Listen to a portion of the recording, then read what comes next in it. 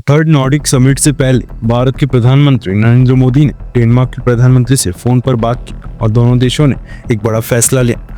Denmark Bharat के लिए green energy को लेकर एक बहुत इंपॉर्टेंट देश बन जाता है। डेनमार्क से निकल कर आई इस खबर के ऊपर आगे बात करेंगे।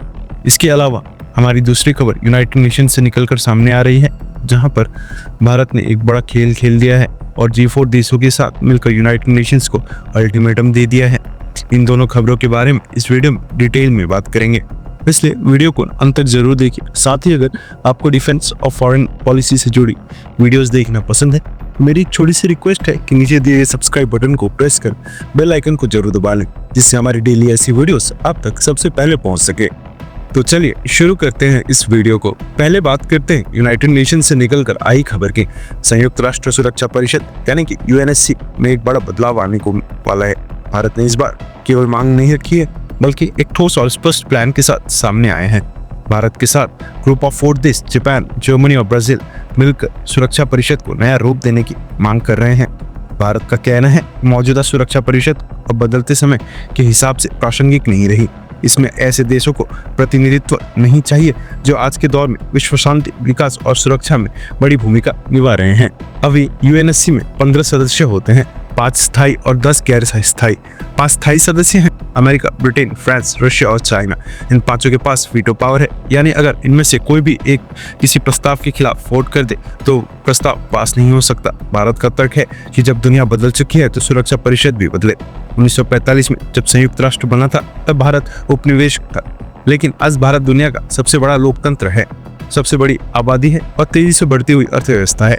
भारत और G4 ने जो प्रस्ताव रखा है उसमें सुझाव दिया गया है कि सुरक्षा परिषद की सदस्यता संख्या 15 से बढ़ाकर 25 या 26 की जाए। इसमें 11 स्थायी सदस्य और बाकी गैर स्थायी सदस्य हों। नई स्थायी सीटों में भारत समेत 6 देशों को जगह देने की बात कही गई है। इनमें 2 अफ्रीकन देश, 2 एशिया पैसिफिक क्षेत्र से, एक लैटिन अमेरिका या कैरेबियन क्षेत्र से और एक वेस्टर्न यूरोप से होगा। स्थायी सदस्यों की संख्या भी बढ़ाने की बात की गई है, जिसमें छोटे और विकसित हो रहे देशों की प्रतिनिधित्व मिल सके। ये प्रस्ताव केवल भारत को स्थायी सदस्य बनाने की बात नहीं करता, बल्कि पूरी व्यवस्था को और ज्यादा समावेशी और न्याय संगत बनाने की कोशिश है। आपको बता दें, इस समय दुनिया के बड़े बड़े देश भारत की स्थायी सदस्यता का समर्थन कर रहे हैं। भारत लंबे समय से विश्व शांति अभियानों में भाग लेता आया है। भारत ने संयुक्त राष्ट्र के शांति मिशन में सबसे ज्यादा सैनिक भेजे हैं। भारत न केवल लोकतंत्र और मानवाधिकारों की बात करता है, बल्कि क्लाइमेट चेंज और विकास जैसे मुद्दों पर भी सक्रिय भूमिका निभा रहा है।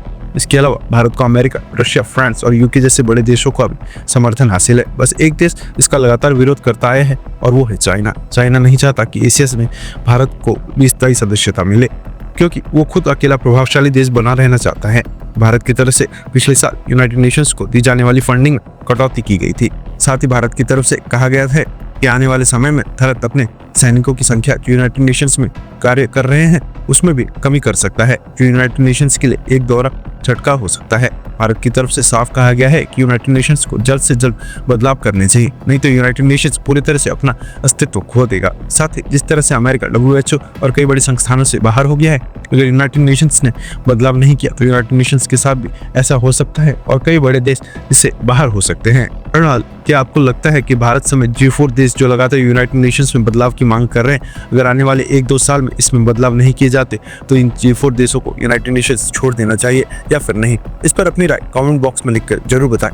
बहरहाल बढ़ते हैं हमारी अगली खबर की तरफ, जो कि डेनमार्क से निकलकर सामने आ रही है। भारत और डेनमार्क के बीच ग्रीन स्ट्रेटेजिक पार्टनरशिप्स एक बार फिर से चर्चा में है। हाल ही में भारतीय प्रधानमंत्री नरेंद्र मोदी जी ने डेनमार्क के प्रधानमंत्री से टेलीफोन पर बातचीत की, जिसमें दोनों नेताओं ने इस साझेदारी को और मजबूत करने पर जोर दिया। प्रधानमंत्री नरेंद्र मोदी ने इस बातचीत की जानकारी खुद एक्स पर दी और लिखा, प्रधानमंत्री से बात करके खुशी हुई। हमने Bharat Denmark green strategic partnership को लेकर अपने मजबूत समर्थन को फिर से दोहराया और लोगों के हित में विभिन्न क्षेत्रों में सहयोग बढ़ाने पर चर्चा की। प्रधानमंत्री नरेंद्र मोदी ने यह भी कहा कि वो इस साल नॉर्वे में होने वाले तीसरे इंडिया नॉर्डिक समिट का बेसब्री से इंतजार कर रहे हैं, जहां उनकी मुलाकात फिर से डेनमार्क के प्रधानमंत्री से होगी। भारत और डेनमार्क के बीच कूटनीतिक संबंध 1949 से स्थापित हुए थे। दोनों देश लोकतांत्रिक मूल्यों में विश्वास रखते हैं और विश्व शांति और स्थिरता के लिए मिलकर काम करते हैं। 2020 में हुई वर्चुअल समिट में इन संबंधों को ग्लोबल स्ट्रेटेजिक पार्टनरशिप्स के स्तर पर ले जाया जाएगा। इस साझेदारी का मकसद है रिन्यूएबल एनर्जी, क्लाइमेट एक्शन और ग्रीन टेक्नोलॉजी जैसे क्षेत्रों में मिलकर काम करना। वहीं आज डेनमार्क में लगभग 21,000 भारतीय मूल के लोग रहते हैं, जिसमें IIT, मेडिकल, इंजीनियरिंग, फाइनेंस और एजुकेशन जैसे क्षेत्रों के प्रोफेशनल्स शामिल हैं, जो दोनों देशों के रिश्ते मजबूत बनाने में अहम भूमिका निभा रहे हैं। दोनों देशों के बीच व्यापार भी लगातार बढ़ रहा है। भारत डेनमार्क को टेक्सटाइल, वहाँ चमड़ा के उत्पाद और मेटल गुड्स एक्सपोर्ट करता है, जबकि डेनमार्क से भारत दवाइयाँ, पावर जनरेटिंग मशीनरी और ऑर्गेनिक केमिकल्स इंपोर्ट करता है। बहरहाल दोस्तों, भारत और डेनमार्क के बीच मजबूत होते ही इन रिश्ते के लिए कमेंट में एक जय हिंद जरूर लिखिए।